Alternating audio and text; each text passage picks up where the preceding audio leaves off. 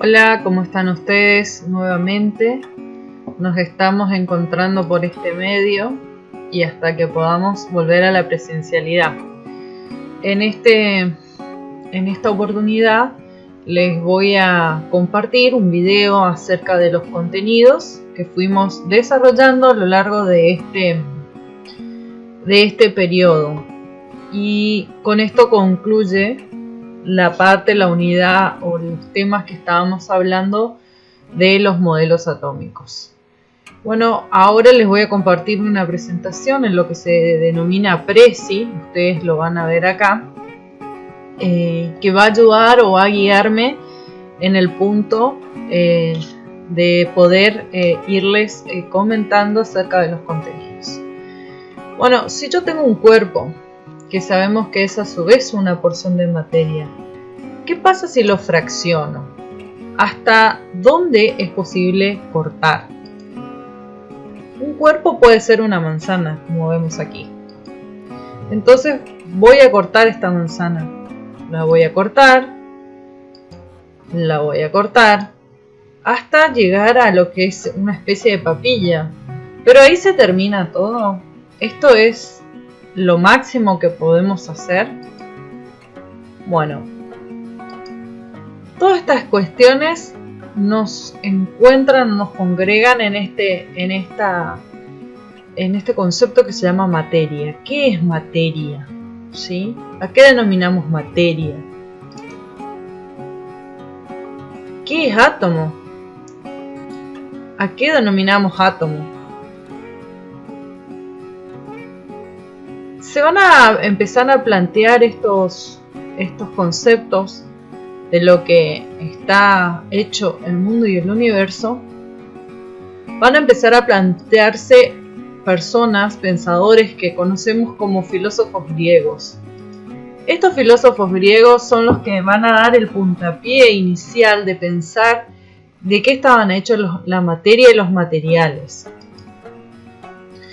Y vamos a hacer una pequeña reseña acerca de estos modelos atómicos que ellos proponen. Yo después les voy a compartir esta infografía, ¿sí? Y vamos a ver que la corriente que a nosotros más nos interesa son los atomistas, con Demócrito y Leucipo, que eso lo van a poder ver en los videos que compartí. Pero todo comienza con un tal Tales de Mileto. Este Tales de Mileto es el que primero va a pensar o comenzar a desarrollar un concepto de qué estaban hechas las cosas del mundo, ¿sí? Y él pensaba que todo provenía del agua, que el principio de todo era el agua.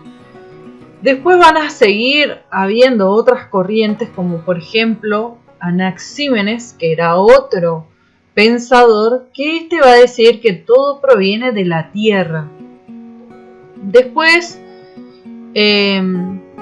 va a aparecer otra corriente de pensamiento con el filósofo Anaximandro, que va a pensar que la peirona es el origen de todas las cosas. Luego Heráclito va a ser la primera materia está constituida por fuego, y el fuego es la fuerza primera de todo, ¿sí? Luego va a surgir otra escuela, que es la de Empédocles, que este filósofo, lo que va a decir es que todas las cosas provienen de las mezclas de los 4 elementos. Agua, fuego, tierra y aire. Son todos los elementos constitutivos. Luego, un tal Aristóteles es el que nos va a decir, o el pensamiento de él es el que va a dominar durante mucho tiempo, y va a decir que el átomo está constituido no solo de los 4 elementos, sino de algo más, que a él denominó éter, ¿sí? Van a pasar muchos años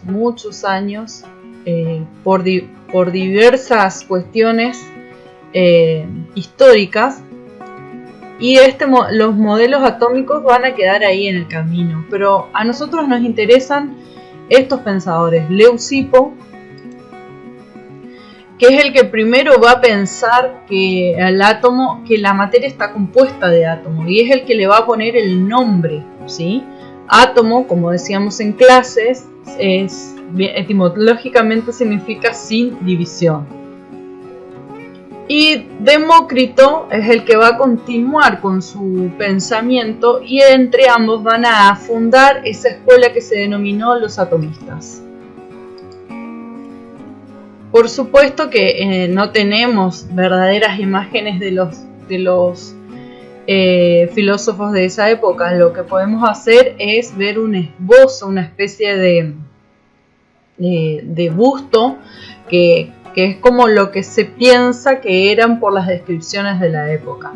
Entonces nos vamos a quedar con que los siguientes filósofos van a creer que todo estaba hecho de fuego, agua, tierra y aire.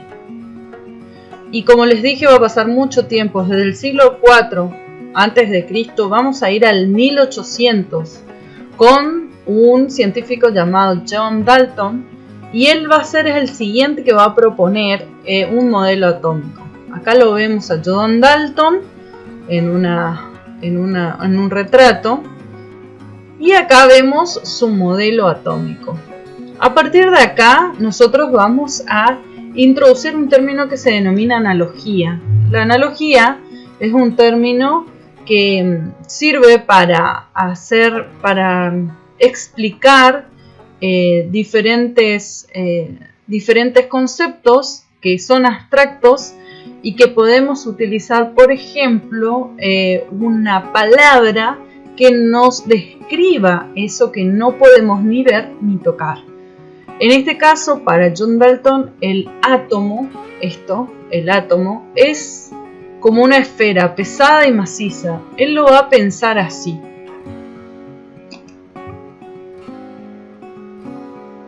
Muy bien.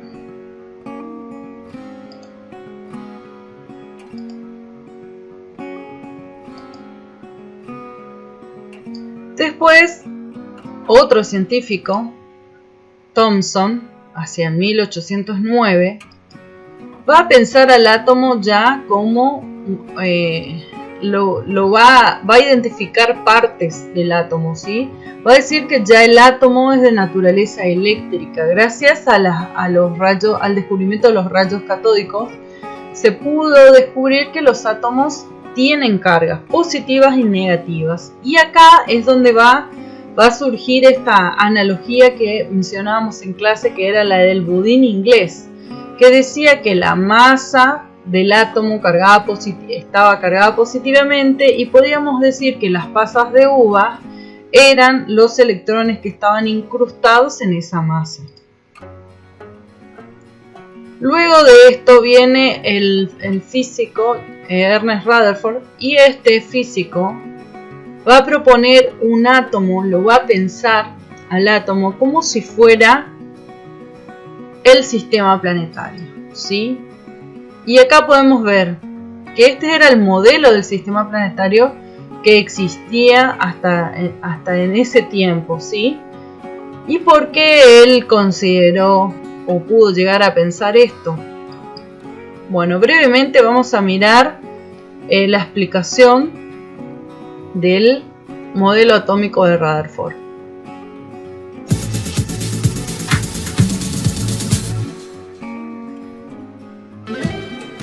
Como vemos acá, él propuso un experimento donde consistía de un bombardeo a una lámina de oro, y esto formado por un aro receptor,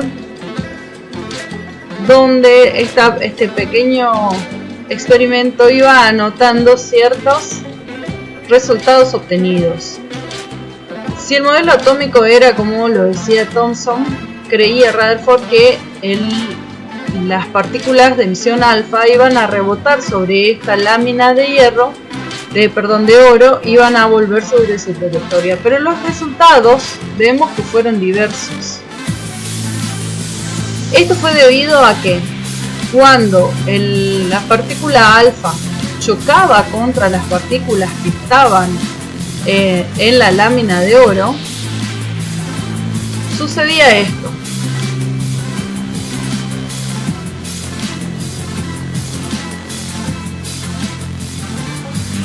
Acá podemos ver la representación de la lámina de oro, ¿sí? Donde partículas, átomos de oro están uno al lado del otro. Y ahí vienen las partículas de rayo alfa. Y vemos que algunas pasan de largo, otras se desvían y otras rebotan o vuelven sobre su trayectoria. Fíjense las partículas cómo se van moviendo entre la lámina de oro. Gracias a este experimento, Rutherford descubrió que el modelo atómico era lo más parecido al sistema planetario, ¿sí? En el sentido de que consiste de un núcleo atómico, ¿sí? Que es vendría a ser el centro del universo, y girando alrededor de él, como si fueran planetas, están los electrones. ¿Sí? Las partículas que pasaban, que rebotaban, se creía que lo hacían porque hacían centro en el núcleo atómico. Las partículas que sufrían una desviación era porque pasaban muy cerca del núcleo atómico o que chocaban contra algún electrón, lo que hacía que estas desviaran su trayectoria. Y las que pasaban de largo lo hacían porque pasaban entre el electrón y el núcleo atómico. Así pudo explicar Rutherford su modelo atómico. Después de Rutherford va a aparecer otro científico llamado Niels Bohr. Niels Bohr lo que va a hacer es proponer otro modelo atómico, pero ya de órbitas, ¿sí? Pero como decía, les expliqué en clase, este modelo atómico se basó más bien en el modelo en el átomo de hidrógeno. O sea, hizo todo su modelo con respecto al modelo atómico del átomo de hidrógeno. Igualmente, por lo que va a decir que el átomo está formado por un núcleo atómico y que girando alrededor de él en órbitas se encuentran los electrones. En conclusión, el átomo, nosotros vamos a ver lo que se llama el modelo atómico moderno, que es con lo que nos vamos a quedar, pero esta construcción que fuimos haciendo a lo largo de la historia, digamos, tiene que ver con ¿qué? Tiene que ver con que de un día para el otro no es que tenemos esta idea de átomo. Con base a los descubrimientos científicos se fue modificando este modelo. Y entonces, gracias a Sommerfeld, Heisenberg y Schrödinger, vamos a tener la imagen de este modelo atómico moderno, ¿sí? Y es sencillamente esta, o sea, un núcleo atómico donde están las cargas positivas y ahora sabemos que las cargas neutras, y girando alrededor de él, en lo que se denomina nube electrónica, se encuentran los electrones. Esta vendría a ser como una foto de lo que es en realidad un átomo. Esto es lo más cercano que estuvo el hombre de poder fotografiar a un átomo. En conclusión, entonces, el átomo tiene un núcleo electrónico, ¿sí? un núcleo atómico, donde se encuentran los protones y neutrones, y una nube electrónica, digo bien, donde se encuentran girando a su alrededor los electrones. Esta es la imagen que tenemos que tener del átomo.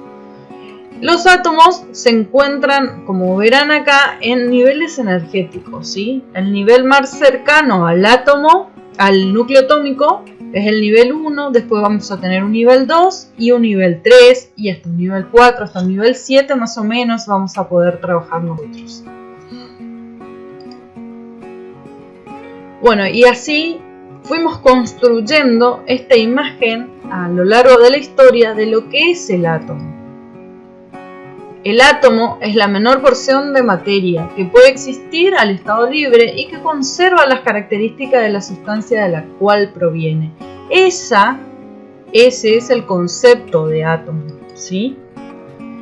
Sabemos que materia es todo lo que tiene masa, ocupa un lugar en el espacio, ¿sí? Materia puede ser una piedra, puede ser un poco de agua, y existen diferencias entre los diferentes materiales que vamos encontrando.